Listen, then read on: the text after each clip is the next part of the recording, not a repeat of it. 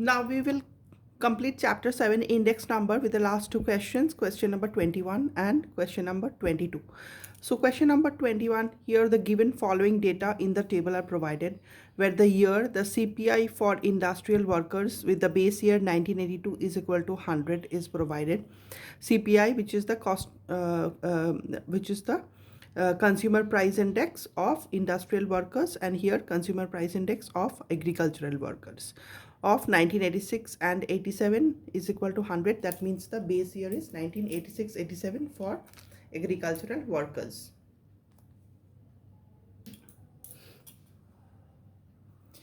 And WPI is the wholesale price index, where the base year is 1993-94 is equal to 100.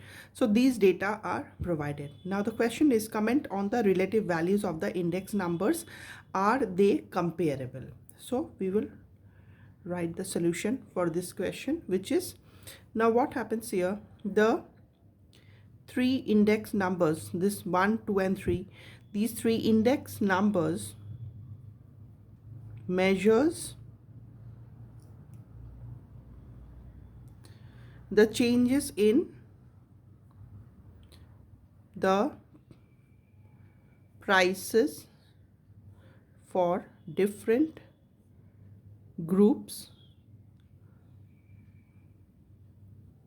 and with different base year. So we find that here the base year are different. For CPI of industrial workers is 1982 is equal to 100. The base year is 1982. For agricultural workers, CPI is base year is what? 86, 1986, 87. And for WPI, it is what? 1993, 94 as the base year taken as 100. So here what happens? We find that the different groups have different base year, so that the numerical values,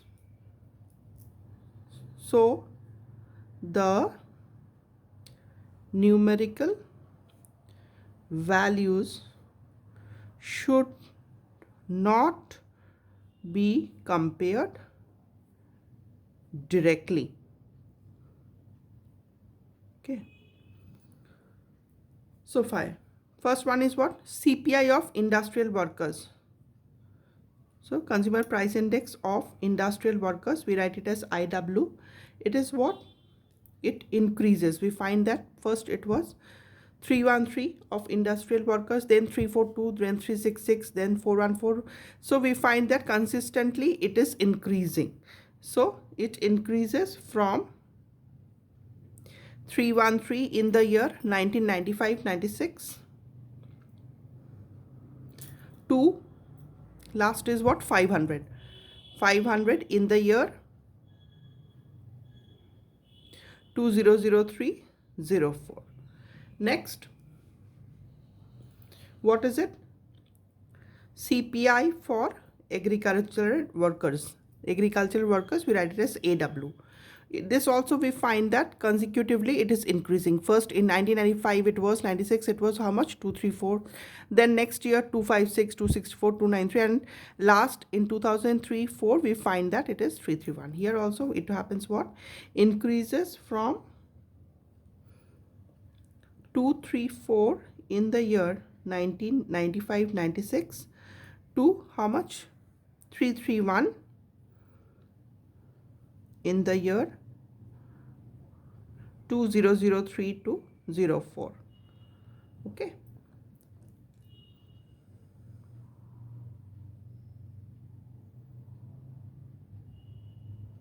So this, what does it indicate? It indicates that the cost of living of the agricultural workers has also increased. Laborers or workers has also increased. The last one is what? WPI or the wholesale price index. Here also we find that WPI also increased from 1 to 1.6 in the year 1995-96, and again here also we find it is consecutively increasing, and it increased to and there is overall increase of WPI. So there is increase in WPI. Here in all the three cases, there has been consecutive increase in the CPI of industrial workers, CPI of agricultural workers, and the WPI. Okay. So this is what the answer of the first question. Comment on the relative values of the index numbers. So here we get the answer. Now for question number 2, are they comparable? So the next answer, are they comparable? What it will be? No, they are not comparable. That means the index numbers are not comparable directly. Why? Because they have different base year. Because number 1, they have different base year, and here also we will have to mention it. What are the base years? So for CPI industrial workers is how much base year was? 1982. Okay. For CPI agricultural work laborers or workers, it was how much? 1986-87. And for WPI, the base year was how much? 1993-94. So therefore for absolute value index, and as 500, 331 and 175.9 cannot be interpreted as meaning the prices are highest to industrial workers and lowest according to ascending to WPI. So this is the result. Now we can also write here, however, we can compare the percentage change, okay, within each index over the same period. Like for example,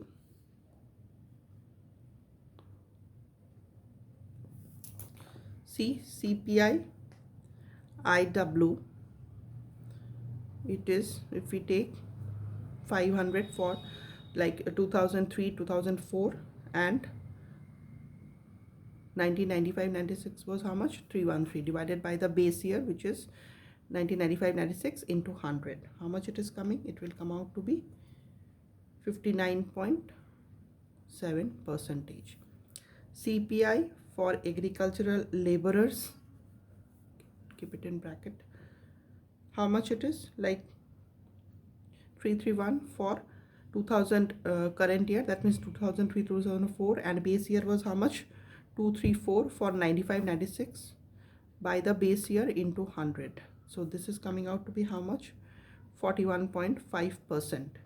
And WPI, what is it? 17.9 for the current year minus 121.6 for the base year, and 121.6 divided by the base year into 100, which is coming out to be 44.7%. So in this way we can compare the percentage change within each index over the same period. So this gives you the total answer of answer number 21.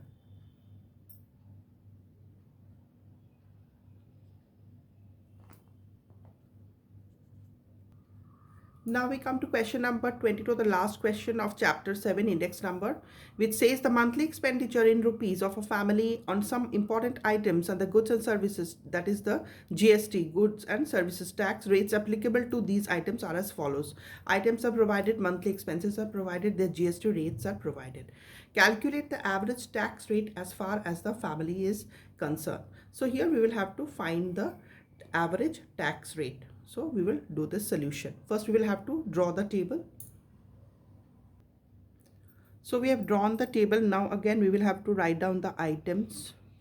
Then what? The expenses in what? In rupees. Then GST or the goods and service tax in percentage, and W into X. That means these two multiplications. So what are the items? First one is what? Cereal, then eggs, then fish meat, then medicines, then biogas, then transport, then what? Butter, toothpaste, then sauce, biscuits, cakes, pastries, garments, and the last is car. And we write the expenses accordingly. So 1500, 250, 250, 50, 50, 100, 50, 10, 40, 75, 25, 100 and 1000. So calculating all this, the total is how much? 3500. Now the GST 0, 0, 0. We get these values from the given data.